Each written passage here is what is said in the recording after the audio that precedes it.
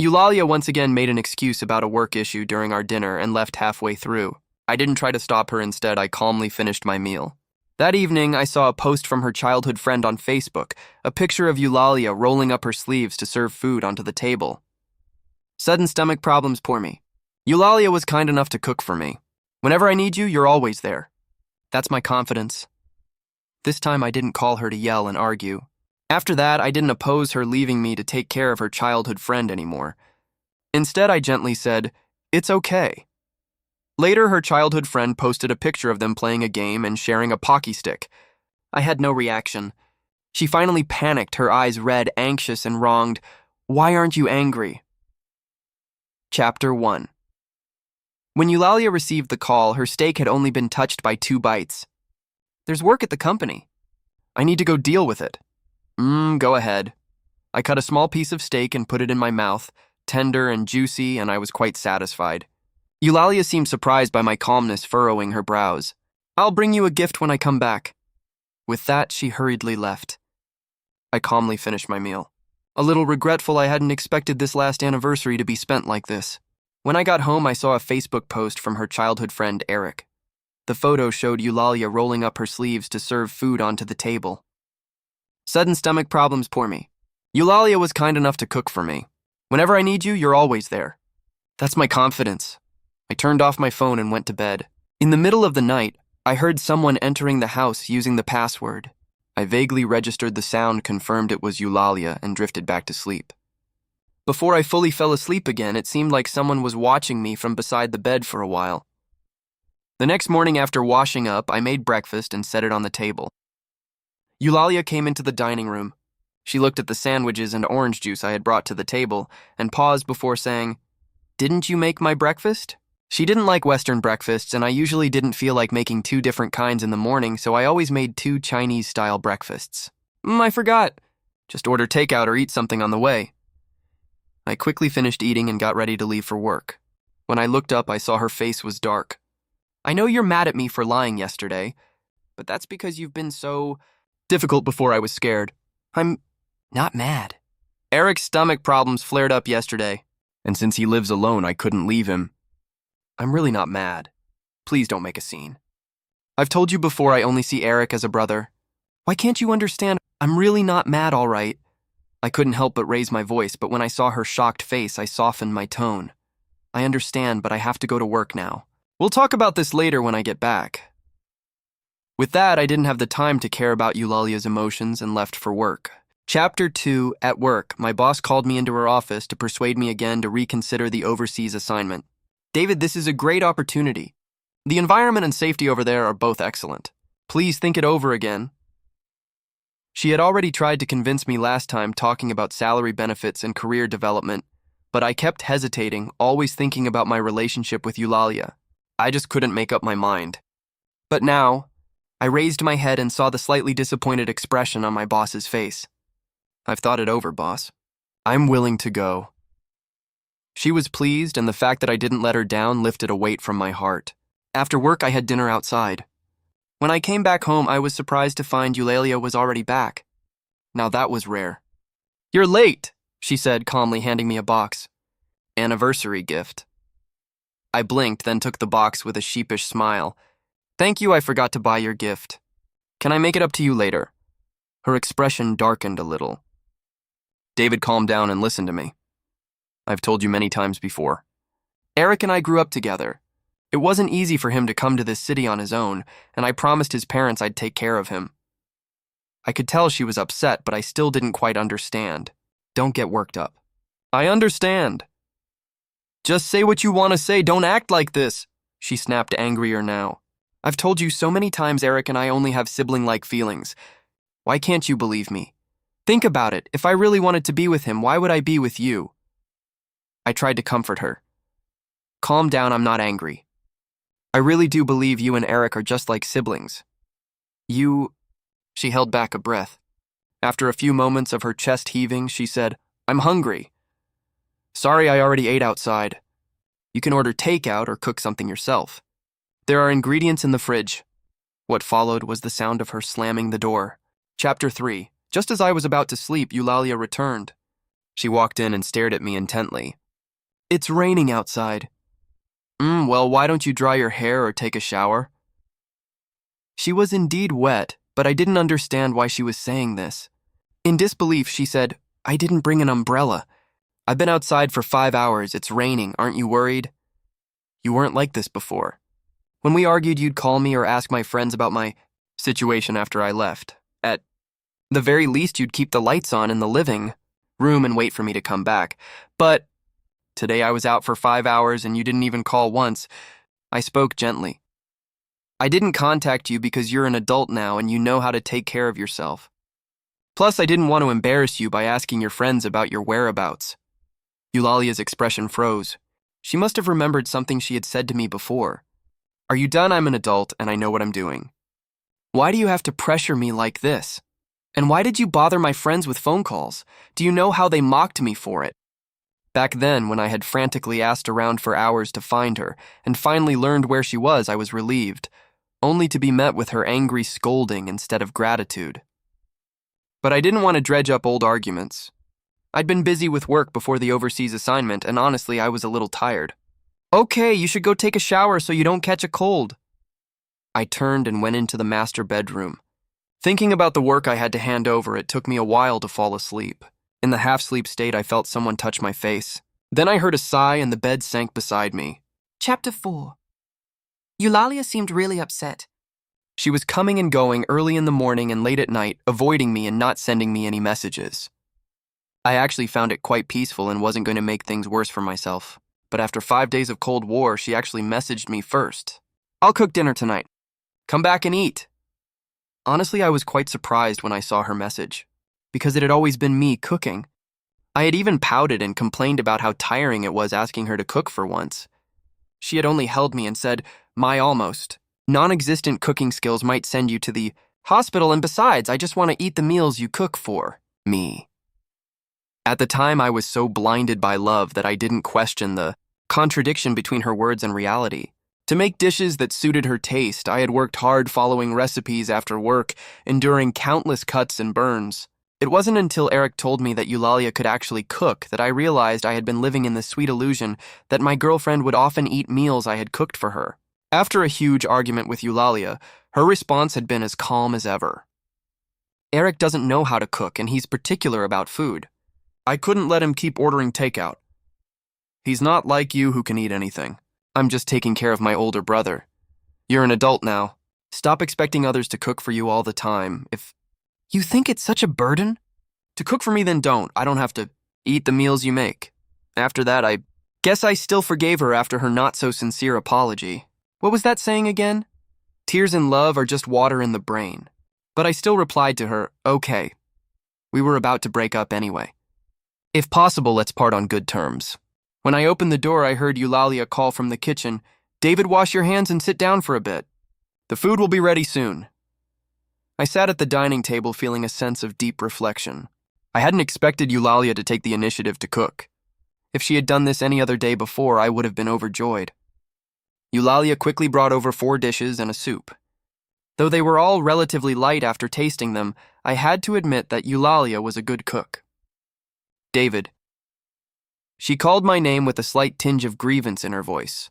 Why haven't you talked to me for so many days? Whenever we've had a Cold War before, you'd be the first to reach out to make up. But this time you didn't contact me even once for 5 whole days. I swallowed my food. I thought you needed some space. We were silent for a moment. After a while, she carefully added, that day I had to cook for Eric because he missed dinner due to his stomach issue. I'll teach him how to cook soon and I won't keep going over there. Okay. I was worried she'd suddenly get angry again, thinking I didn't understand her, so I just gave a vague response and quietly continued eating. How about this month's gathering? Why don't you come with me?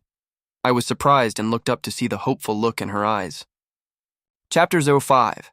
Eulalia had taken me to her friends' gatherings before, but we both knew that what she was referring to this time was their special monthly gathering. The special part wasn't the content of the gathering, but the people who attended. Only the members of their group, no spouses or anyone outside the circle. I'd asked her to bring me along before, but at first she brushed it off. When that didn't work, she got angry with me. David, are you annoying me on purpose?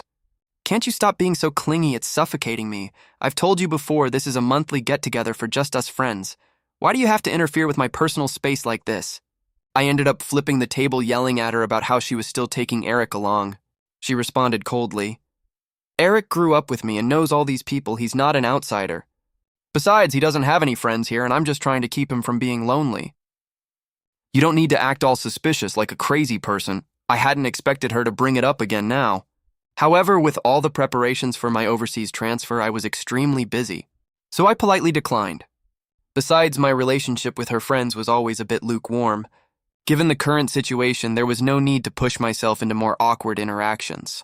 Work's been really busy lately, so let's just skip it. Eulalia slammed her chopsticks down on the table. Her face was weary and her voice came out as a sigh. David, I know you've been upset about Eric and I've been accommodating you these past few days, but I'm exhausted too. I've lowered myself enough for you. What more do you want? You're 28 years old. Stop acting like a child throwing tantrums. You misunderstood, I said calmly. Work really is just busy right now. Fine, whatever, she said stiffly. We finished dinner in silence without saying another word. Chapter 06. In the end, she took Eric to the gathering. There was an issue with one of the projects at work that day. Even though I was about to leave, I was still involved, so I stayed late with my colleagues to fix things. During a break, I checked my phone and saw a message on WeChat from Eric. In the photo, he and Eulalia were smiling, both sharing a Pocky stick. The caption read, "Ha ha ha, these guys are too much. They're pranking me and Eulalia. I hope David won't mind." I chuckled and casually replied, "No problem, I don't mind." Then I muted my phone and got back to work. When I finished up, I saw that Eulalia had called me several times and sent dozens of messages. It was just part of the game punishment. I broke it off quickly. Our lips didn't touch. They were really far apart. Can you reply to me, please? David, we decided to go eat at the new stir-fry place nearby. One of my colleagues called me over. We had planned to grab dinner after finishing our work. I'm coming. As I walked out of the office building, I saw Eulalia waiting for me outside. Was she really waiting for me here? How long had she been waiting? She looked up at me and her eyes lit up as she walked over quickly. I asked, confused, "You guys finished already?" I remembered their gatherings usually didn't wrap up until late at night. I left early. It was like the sun was setting in the west. I thought of her childhood friend Eric and asked, "What about Eric?" I dropped him off at home. "I'm going to have dinner with my colleagues. I couldn't bring myself to invite her along. Before I could finish, she said, "It's fine, I'll wait for you." Well, there was no way I could eat with her waiting in the car. I quickly told my colleagues I wasn't joining them and left to be alone with her. She looked at me quietly, her eyes a bit red. "You're not angry?" Huh. I realized what she meant, the Pocky game from Eric's Facebook post. "You were just playing a game." "I'm not that petty." Eulalia opened her mouth and the sadness in her eyes was undeniable in the dim light. I couldn't help but remember a similar incident at a party where her friends teased her into drinking with Eric and shared a photo online. At that time, I got furious just like today. I called her more than 10 times and eventually she blocked me. When she got home, instead of comforting me, she scolded me for overreacting, saying my heart was filthy, seeing problems everywhere. She even told me to go see a psychologist. Now she looked at me and softly said, "David, let's go grab dinner." She quickly changed the topic. Chapter 7. I didn't agree to have dinner with her. There's a place nearby that serves the snail noodles and stinky tofu I've been craving. I won't pollute your car's air. I'll just take a cab back home afterward. It's fine. She was urgent, almost desperate. You can eat it in my car, I don't mind. I was taken aback. Was this really the same Eulalia who once had a compulsive obsession with cleanliness in her car? But I didn't feel like arguing, so I decided to just go along with it. I didn't mind eating a quick meal on the way home. She didn't head home, though. Instead, she took a detour and parked at the food street entrance. I was puzzled as she turned to me and said, "David, just wait here for a moment." Then she got out of the car and walked into the street.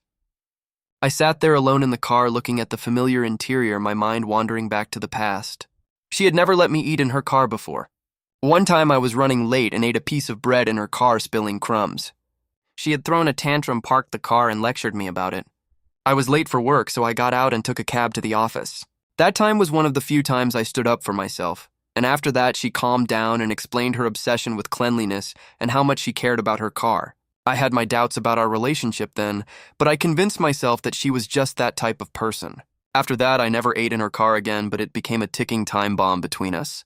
The last straw was when she was taking me to a party and Eric was eating chips and spicy snacks in her car. I got cold and distant, all those old memories rushing back. I mocked her in front of him. So you have selective car cleanliness now, or is it just that I'm an outsider and not allowed to eat in your car? Eric looked confused, embarrassed, and immediately put away the snacks. Eulalia glared at me and snapped, "You're sick." Then she drove off, leaving me standing there alone. When we got home, she yelled at me for hours. "Eric has stomach issues and he needs snacks sometimes. Why are you making such a big deal out of it? Where's your manners?" "Fine, I'll tell you then," she added with a snarl. "Eric has the privilege of eating in my car. You don't, you're just an outsider." Got it? That was the closest we ever came to breaking up. How did we make up afterward, I don't remember. But I suppose I just wasn't ready to give up on her, and that's why she could convince me to stay. The smell of snail noodles and stinky tofu broke me out of my reverie. I looked at Eulalia as she brought over the takeout boxes, the pungent smell already escaping from the tightly sealed bags. "Eat while it's hot, fill your stomach first," she offered, handing me the food with a forced smile. "We can see what else is around, or I can cook for you when we get home." I shook my head. No need. The snail noodles and stinky tofu are enough for me. Then I leaned back in the seat, waiting for her to drive. "Is something wrong?" "Not hungry," she asked with concern. I smiled faintly. "No, I'm just thinking about how inconvenient it will be for you to drive if I eat here. I'll eat when I get home." "It's fine, we can park here," she insisted. "It'll be cold if you don't eat now." I was hungry enough to agree, so I started eating. Once I finished, I looked around for a trash can. But she had already started the car. "It's fine," she said. "Just leave the trash in the car and we'll throw it out when we get home." The drive was silent. At one point, I noticed her wanting to speak, but stopping herself, so I reminded her to focus on the road. She nodded and stayed quiet. Once we reached the apartment complex, I grabbed the trash bag to dispose of it. "David!" She stopped me, took the bag from my hand, and shook it. Some of the broth spilled onto her seat, the seat she cleaned every day. I stared at her, bewildered. "What are you doing?" She looked at me with intense eyes, saying, "You can eat whatever you want in my car from now on. It doesn't matter if you spill or dirty anything. And from now on, you're the only one with that privilege. Eric won't have it." I honestly thought she was losing her mind. I stood there stunned, and after a long pause, I simply said, "It's late, you should go rest." Chapter 08. When lying in bed, she crawled into my arms. "David, let's talk properly." I frowned, trying to find an excuse to push her away. At that moment, her phone rang. The screen lit up with the name Eric displayed. She held the phone frozen, hesitating. Seeing her conflicted expression, I couldn't help but laugh. "Go ahead and answer, maybe it's urgent." She got up and answered the call. "Eric, what's up so late? Your stomach's acting up again, call 120. It's inconvenient for me to come right now. Is it unbearable?" "Okay, I'll come right away." She turned to me with an apologetic expression and said, "Eric might have some trouble, I have to go." Afraid I wouldn't believe her, she added, "His situation might really not be good this time." "I'm worried about him." "You know how... He's your childhood friend, I understand." But Eulalia didn't seem to realize that by saying this, she had already proven she knew that the reasons Eric had previously given for leaving were all lies. I was very tired, yawning as I forced a smile. "It's fine, go ahead." She looked at me with a complicated expression. "I'll come back as soon as I've sorted it out." My eyelids drooped, so tired that I no longer had the energy to keep smiling. When the door closed behind her, I fell into a deep sleep. Chapter 9. When I woke up in the morning, I got out of bed to wash up. The house still looked the way it had when she left the night before. As expected, Eulalia hadn't come back.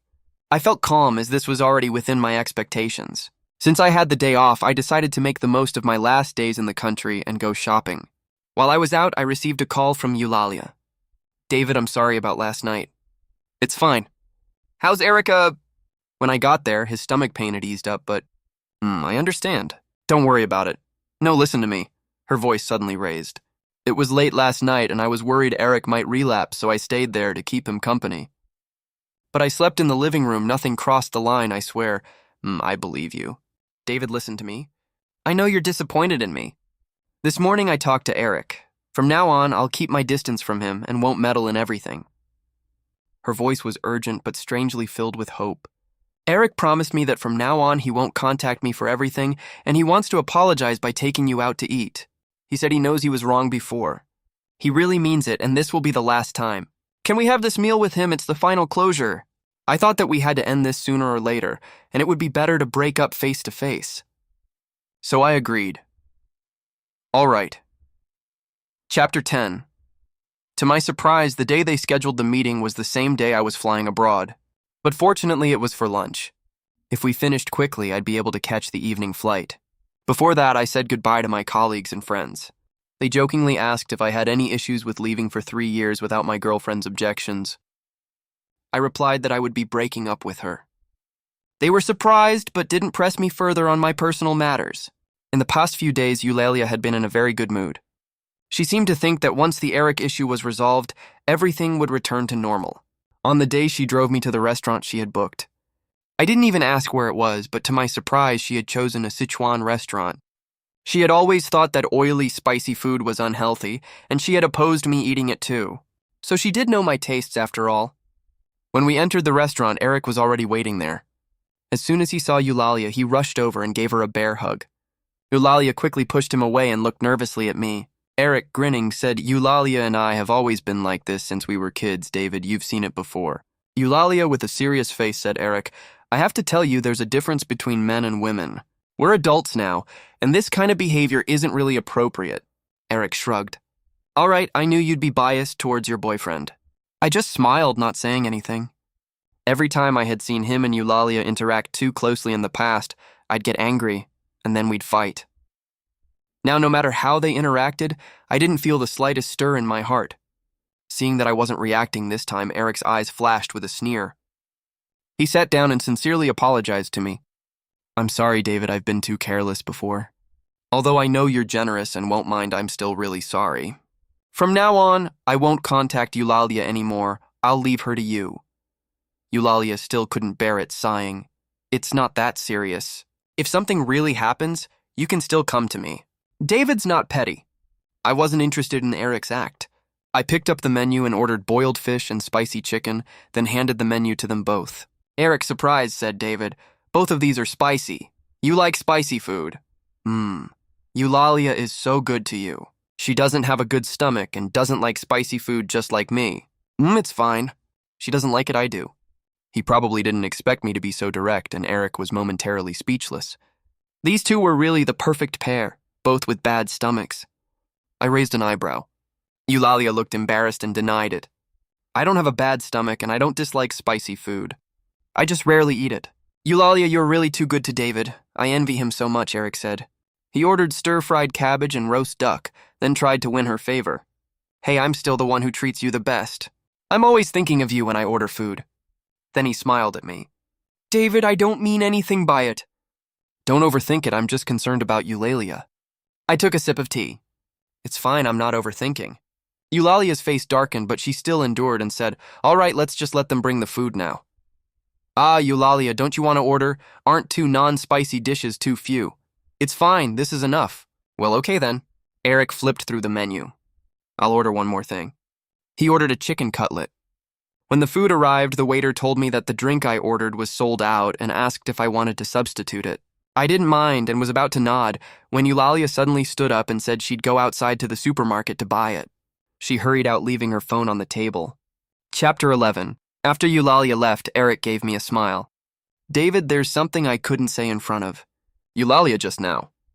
I think you're being a bit selfish, ordering food without considering Eulalia's preferences. Isn't it the job of a boyfriend and girlfriend to take care of each other? I'm younger than you by a few years and I know these things.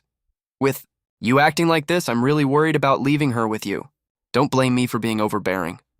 I couldn't be bothered to tell him that for the past few years, I had always been the one compromising for Eulalia's tastes. But then Eulalia came back to retrieve her phone, her face turning pale as she stood behind him. "What are you looking at behind me? Do I have—" "Eulalia." Eric stood up in panic, then turned back to glare at me fiercely. Eric, you're overstepping! Eulalia's voice turned cold. Don't forget you came here to apologize, not to make things harder for me. Eulalia, you misunderstood. I just wanted to tell David to care for you more in the future. I don't need you to tell him that. I'll pamper my boyfriend myself.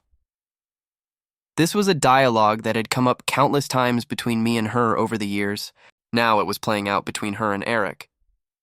Eric, who had always been placed first in her life, didn't expect this kind of response from her. He stared at Eulalia in disbelief for a moment, then awkwardly said, "All right, I know I've been disturbing you. I won't do it again." With that, he hurriedly left the restaurant. I nodded towards the door. "Aren't you going to chase him?" "No need," she replied. "He's a grown man and it's broad daylight. Nothing will happen." She sat down. "Let's eat." She had forgotten she was supposed to go out and buy a drink for me.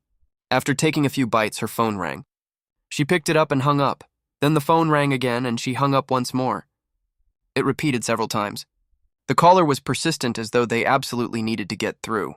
The other customers around us started to glance at our table, some even frowning. "Answer it." "What if something's wrong?" "It's fine, it's always like this with him." "He wouldn't call if it was anything important." "But your phone keeps ringing like this. It'll disturb other people." She hesitated, but then reluctantly answered the call. This time the voice on the other end was loud enough for me to hear a few words. "Sorry, Eulalia, I didn't mean to bother you. It's just that I ran out of money in my phone and my data's all used up. I don't know how to get home. I asked a few taxi drivers, but none of them would wait for me to get my money." The voice sounded very sincere, and Eulalia hesitated visibly. I watched with interest. She was uneasy, but after a moment she stood up. "David, I promise this is the last time. I won't get involved again." She probably wanted to give me reassurance, so she leaned in to kiss me, but I avoided it. Seeing her wounded expression, I urged, "Go quickly, it'll be bad if something really happens." "David, wait for me. I'll be back as soon as I can." Without waiting for my response, she fled the restaurant, almost as if escaping. I was left alone with the dishes on the table, feeling a bit regretful that I had to waste the food. At the next table, a few young people, probably college students or just starting out in society, kept glancing at me uncertain. I looked back at them with a questioning glance. One brave person finally spoke up. "Hey bro, you really shouldn't trust that bad." "Your girlfriend." The others nodded in agreement. "Yeah, exactly." I laughed out loud, appreciating their concern. "Thanks for your kindness. I know what I need to do." Chapter 12. When I paid the bill, the waiter asked if I wanted to take the food to go. I shook my head. I need to catch a flight in a bit. I went straight home, now I should say to Eulalia's place, to grab the luggage I had already packed. To avoid her suspicion, I told her I was just sorting out seasonal clothes and throwing out unnecessary stuff.